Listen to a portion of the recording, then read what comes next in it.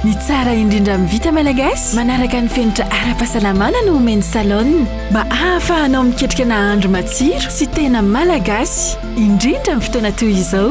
Ankafizo ny fandaharanao miaraka amin'ireo vokatra salon kalitao sady vita malagasy. Telma safidiko numéro 1 malagasy manolotra ho anao.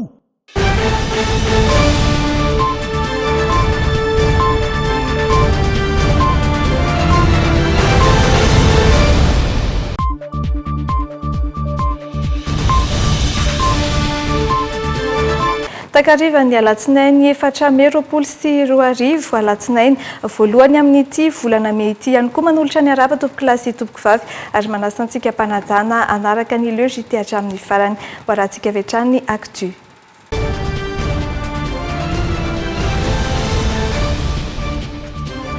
Ampitsatra ny asan'ireo zotra-pitaterana andrenivohitra sy ny faritra manodidina izay mivondrona ao anatin'ny UCTU sy ny UCTS mahatsiaro matiantoka ireo mpitatitra tao anatin'izay 12 andro ny asan'izy ireo izay mitomby ihany koa ny isan'ireo olona voan'ny coronavirus ka aleon'izy ireo misoroka ny fiparitahan'ny valanaretina mitondra ny vaovao mikasika izay Jerry Edouard sy Dolphe Arakotoniaina. Fatiantoka ho an'ireo mpitatitra taxi be ny fiasana nandritry ny 12 andro izy ireo. Noferana ny isan'ireo mpandeha afaka niakatra tao anaty fiara ho fisorohana ny fiparitahan'ny valanaretina ka tsy nasiana strapontin na seza volamena ireo fiara mampiasa seza ho an'ny olona 5 tahaka ny sprinter sy ireo fiara be hafa. Ireo fiara kely tahaka ny Mazda kosa noferana ho 3 isaky ny seza. Manoloan'izany nisy ny fanambarana nataon'ny kooperativa mpitatitra andrenivohitra sy any amin'ireo faritra manodidina izay mivondrona ao amin'ny UCTU sy ny UCTS. Hiato vonjomaika manomboka ny talata izao ny fitateram-bahoaka noho izay fiatiantoka izay. Manampitrotraka izany ny fitombon'ny tranganaretina coronavirus ka mampitombo ny ayahin'ireo mpitatitra ihany koa. Ho fandraisana andraikitra mba tsy hiparitahan'ny valanaretina no antony nampitsarana vonjomaika ny asa hoy ny fanambarana nataon'izy ireo androany. Etsy ankilany kosa mangataka ny fanokafana ny zotra-pitaterana regionaly sy nasionaly izy ireo ary miantso fiaonana amin'ny filoham-pirenena. Ireo fiara karetsaka kosa mbola hanohy ny asa aloha saingy mety ho tapa-bolana ihany no vitan'izy ireo araka ny resaka ny fanaovana tamin'ny filohan'ny FTAR Clément Sararnirina. Anisan'ny fangatahan'izy ireo ny fanitarana ny ora fiasana hatramin'ny 4 ora tolakandro sy ny fanafoanana ny fandoavana ny patente noho ny tsy nahafahana ny asa nandritry ny iray volana. Anoizantsika ny fampahalalam-baovao ny fivoaran'ny coronavirus eto Madagasikara raha ny tatitra voaray ary dia tsy nisy ny tranga vaovao teto Madagasikara tamin'ity androany ity. Ny totaly 150 ireo olona mitondra ny tsy mikaretina coronavirus, miampy iray kosa ny sitrana ary 50 ireo sisa manaraka fitsaboana amin'ny toerana voatokana andreantanana ireo marary. Mitoy isan'andro ny fitiliana ny tsy mikaretina coronavirus ireo faneraseram-bantana tamin'ireo olona 150 voamarina fa mitondra ny Covid-19 no ifitoran'izay fitiliana izay. Nanamarika ny profesora Vloltina fa tsy voatery misotra retina ireo marary ary ny ankamaroan'ireo olona voatily ireo dia tsy nahitana sotra retina avokoa. Ny olona namindra tamin'ireo olona ireo zany dia olona tsy nisy soritra retina ivelany fefa mitondra le tsy mikaretina. Ary ity koa ny anankiray raha tamin'ity ka misy olona ao atokantrano zany na eny amin'izao tsika amin'ny teny zao ka hoe manana soritra retina mampiahiahy zany teny antsika teo dia tonga izy loha dia manao arotava. Zay koa zany na ao an-trano ary amin'ny olona mpianakavina amin'ny mpiara-miasa raha marina ireny olona ireny tokony tsy hivoaka ny trano intsony fa tokony aloha miantso 913 zany na manantona avy hatrany ny toeram-pitsaboana satria zany misy fitiliana tokony atao any zany mahita hoe tokony hotiliana sa tsy any manao ny fanadihadiana. Tsy tokony ala arovavy ireo olona mifamezivezy mba hisorohana ny fiparitahan'ny valanaretina coronavirus. Hatramin'ny 12 ratoandro teo dia niampy iray ireo olona voamarina fa sitrana tamin'ity aretina ity. Mitoetrany kosa ny fitsaboana ireo olona 50 izay mitondra ny tsy mikaretina Covid-19. Hatreto dia mahery ny 50 isanjato ny tahan'ny fahasitrana eto Madagasikara raha ny antotanisa ny ainga avy ny vato hatrany. fa samy nanana ny nandraisany ny fanambarana nataon'ny filoha ny alady teo kosa ny tsirairay isan'ny nandraisany firaisamonim-pirenena ny nanaovana tatitra mazava no mikasika ny vola azony Madagasikara hoentina miady amin'ny coronavirus nandrandrain'ireo mpisehatra tsy miankina eo amin'ny fanabeazana kosa ny tokony nanitarana ny ora ahafahana miasa hatramin'ny 3 ora tolakandro ary natsikaritra ny paitoekarena fa tsy voaresaka tao anatin'ny kabarin'ny filoha ny momba ilay drafitra anarenana ny toe-karena mandritra sy aorian'ny krizy ara-pahasalamana nateraky ny coronavirus indroary ny fanehoan-kevitra samihafa mikasika izay. Efa nampozina ny fanohizana ny fahamiana ara-pahasalamana ho fiarovana ny olona hoy ny firaisamonim-pirenena notsikeran'ny roy kosa ny fanapa-kevitra ankamehana momba ny fampiasana fanafody hoenty miady amin'ny coronavirus. Takin ny firaisamonim-pirenena andan'izay ny amoahana matetika ny antotam-pitiliana indrindra ny tokony anaovana tatitra mazava ny fomba ampiasana ny vola azon'ny Madagasikara entina miady amin'ny coronavirus. Dia tokony efa hisy tatitra zany zao atao amin'ny vahoaka sy ny olom-pirenena hoe ity vola ity efa azo ity vola ity nampiasaina ka tato amin'ny lafiny ara-pahasalamana, tato amin'ny lafiny ara-piarovana, taty amin'ny fanampiana ny olona sahirana, taty amin'ny faritra tatsy no nizarana n'ilay tombotsoa. Zavatra andrandrainay moa atao amin'ny firaisamonim-pirenena dia ny mangarahara sy ny fanaovana tatitra amin'ireo antotam-pahalalana izay tokony ho fantatry ny olom-pirenena zany isan'andro na ihany koa ataoko hoe matetika ao anatin'izay antotam-pahalalana zay ny fahamoahana n'ireo isan'ny vita fitiliana izay matetika misy indray matetika indray ohatrany tsy misy indray Mikaikaika ny sehatra tsy miankina amin'ny fanabeazana tao anatin'ireo volana sy tapany ainana ny fahamiana ara-pahasalamana misy amin'ireo mpampianatra no tsy mandray karama feno andrandrain'ireo mpisehatra tsy miankina amin'ny fanabeazana ny anitarana ny ora ahafahana miasa hatramin'ny 3 ora tolakandro. Mety misy ve subvention satria raha isika ohatra zao tena goavana hatrehany tsy miankina dia manofa trano ny tsy miankina ny karama personnel koa tena miatraika be zany le izy efa tsy vitany hoe fond propre an'le sehatra tsy miankina efa mila fifanampiana efa tokony hifanantona amin'ny fitondram-panjakana amin'izay sehatra tsy miankina. Tsy voaresaka nandritra ny fanambaran'ny filoha kosa ny drafitra narenana ny toe-karena mandritra sy aorian'ny coronavirus itondran'ny mpandraraha izay etaetany amin'ny tokony hanampiany ny fanjakana azy. Sosokevitry ny paitoe-karena ny jerena akaiky ireo orinasa madinika sy salantsalany hatramin'ny sehatra tsy manara-penitra. Amafisin'ny paitoe-karena kosa nefa ny tsy maintsy ampiakarana ny tinady mba hahafahan'ny orinasa potika miaron-doha indray.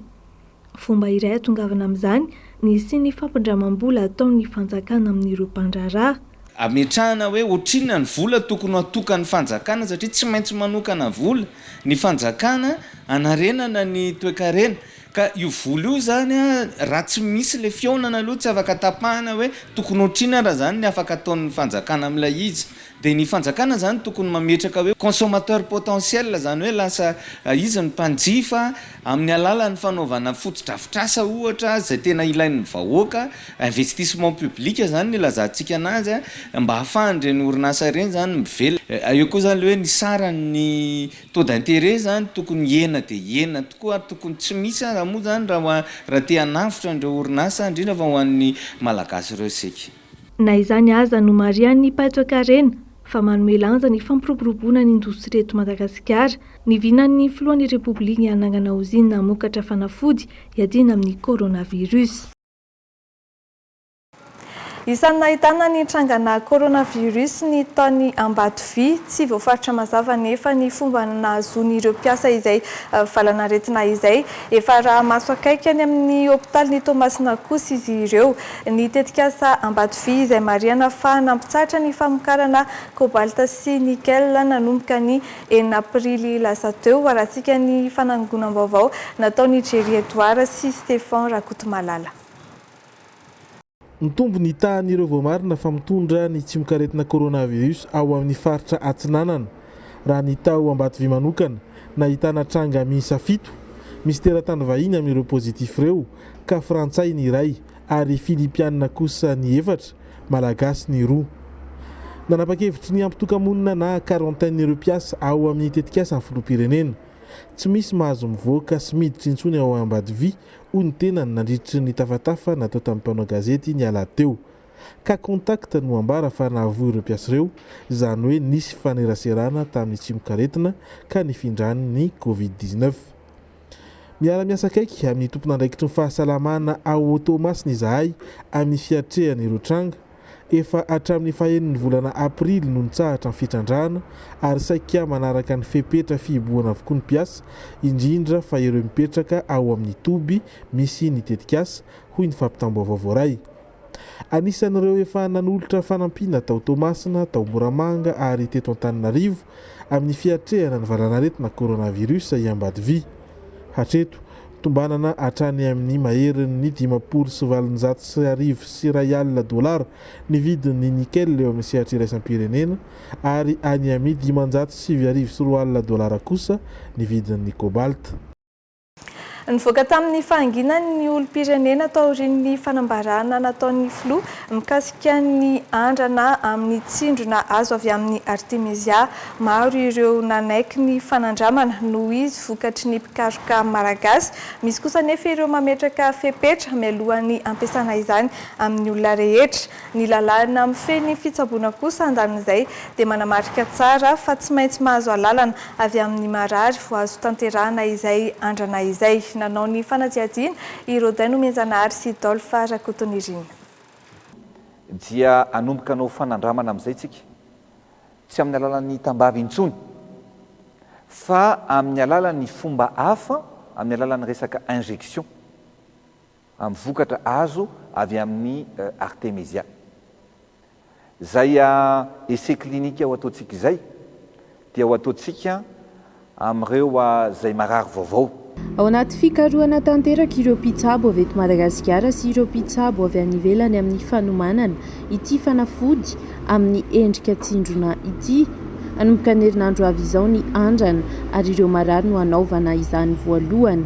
Ny lalam-pandrenana nefa dia mamaritra mazava fa tsy azo atao ny manery amin'ny fanandramana fanafody vaovao amina marary raha toa ka tsy mahazo fankatoavana mazava avy aminy.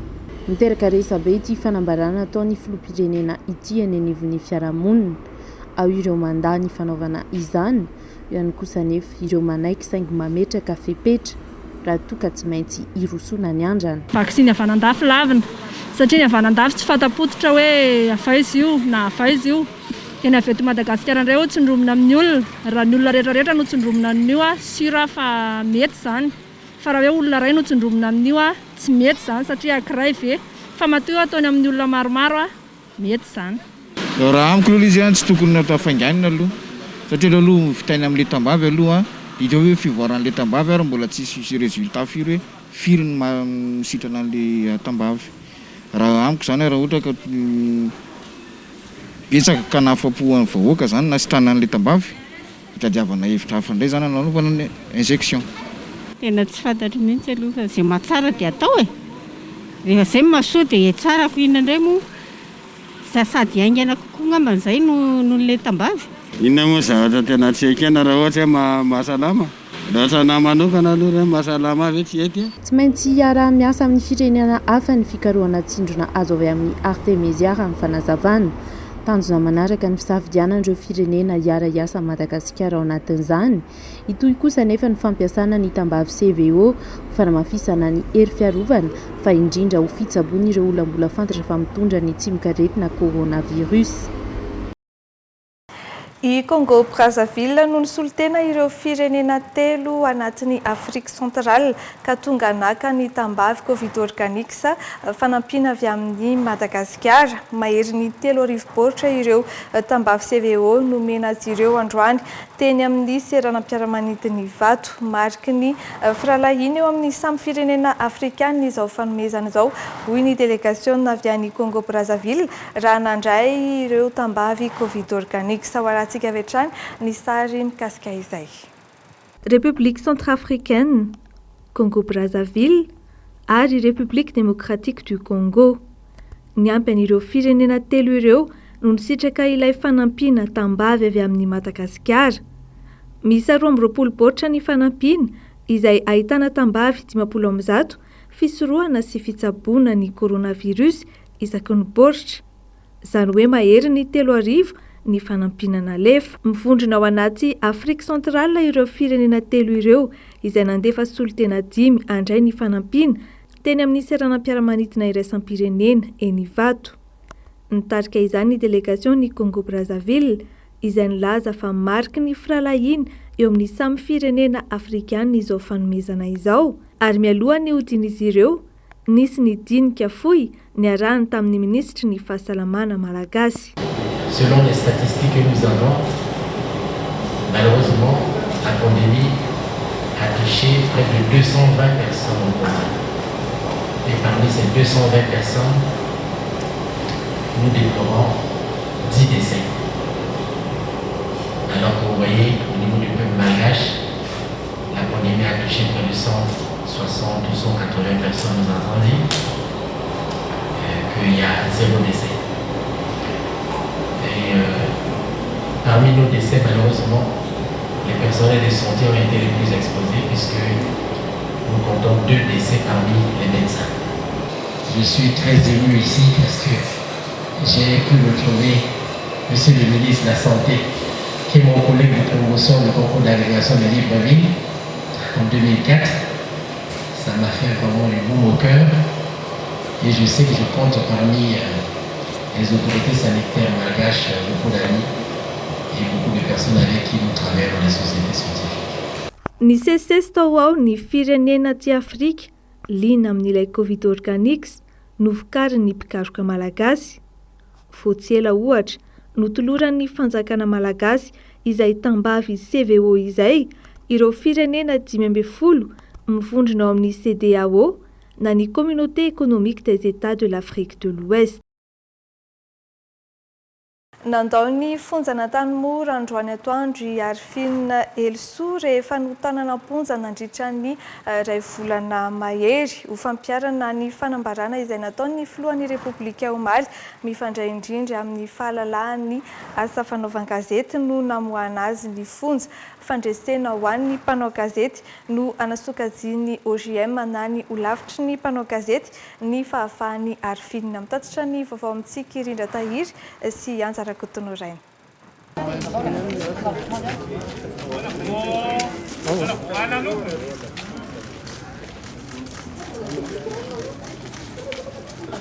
Iray volana katroka taty aoriany nampidirana azy aponja dia tao anatin'ny fihetsem-po tanteraka noho ny fankahitan'ny Arifina Elsoa tamin'ny ankohonany sy ireo akaiky azy rehetra.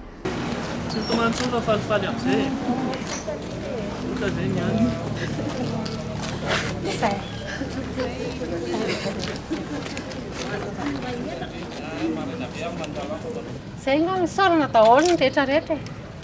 Zay nga azo fa niaraka tamiko fanatao Andriamanitra tamin'ny 2 volana katy. Tamin'ny maraina nisy ankizy niteny fotsiny zany hoe ivoaka ianao. Fa za mbola tsy mbola niny tsara zany fa miandro fotsiny. Fanaovana gazety asa masina tsy maintsy manao gazety foana tsika. Raha tsy ivona dia efa niratsirana tao anaty tambazotra sosialy no vesatra na ny anjahana ny Arifina Elsoa ary isan'ny notsindriana tao anatin'ny ady-hevitra mikasika ny fampidirana azy aponja ny nitoriana azy amin'ny maha-olon-tsotra fa tsy amin'ny maha-mpanao gazety azy velively. Ny filoham-pirenena nefa omaly dia nanome fahafahana ny tonian'ny famoahana ny gazety ny Valosoa tamin'ny anaran'ny fahalalahany asa fanaovan-gazety. Ho an'ny olavitry ny mpanao gazety izay nitsena ny fahafahan'ny Arifina dia nanasokajy izay fanapahakevitra izay ho fandresen'ny tolona nataon'ny mpanao gazety rehetra na ny teto an-toerana na ny tany ivelany. Nahomy zany ny tolona nataon'ny olavitra sy isika mpanao gazety. Tsy ahivontsika fa ny firaisamonim-pirenena koa dia niteniny amin'ny tsy fetezana ny famonjana ny Arifina. Teo ihany koa ny ataontsika hoe fikambanana iraisam-pirenena maro izay miaro ny asa fanaovan-gazety izany rehetra izany niarany teny ary niarany salata amintsika daholo hoe tsy mety io famonjana io. Omaly moa fankalazana ny fahalalahany asa fanaovan-gazety ary nisy ny hetsika maro natao ary dia verina fa tena mipaika ny afatra mipaikatra amin'ny filoham-pirenena tsy hainy tsisy oatra azy tamin'ny fandeferana izay nataony ary dia irariana koa mba tsy verina tsony ny ohatran'izao satria tsy mitondra antsika makaiza mihitsy ny fanagatrana mpanao gazety.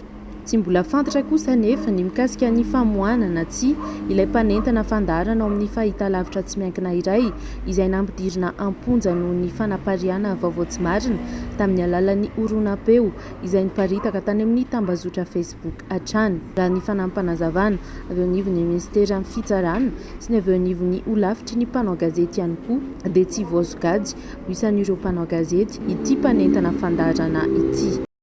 Isokatra amin'ny fomba ofisialy raha mpitso talata ny fivoriana ara-potoana eo anivon'ny antenimera rotonta hiavaka ny fivoriana mitindry mitoraka ka eny amin'ny CCI Vato no ivory ireo solombavam-bahoaka vao marina noho ny amiaina ny fepetra noraisina hoy Kristina Razanamasoa hijanona eny amin'ny lapana nosy kely kosa ireo loholona ary mikasa ny ampiantso ireo mpikambana eo anivon'ny gouvernemanta ahafantarana bebe kokoa ny fitantanana sy ny fiatrehana ny valanaretina coronavirus. Mitatitra ny vaovao Ijery Edouard sy Rivonirina Tekaleo.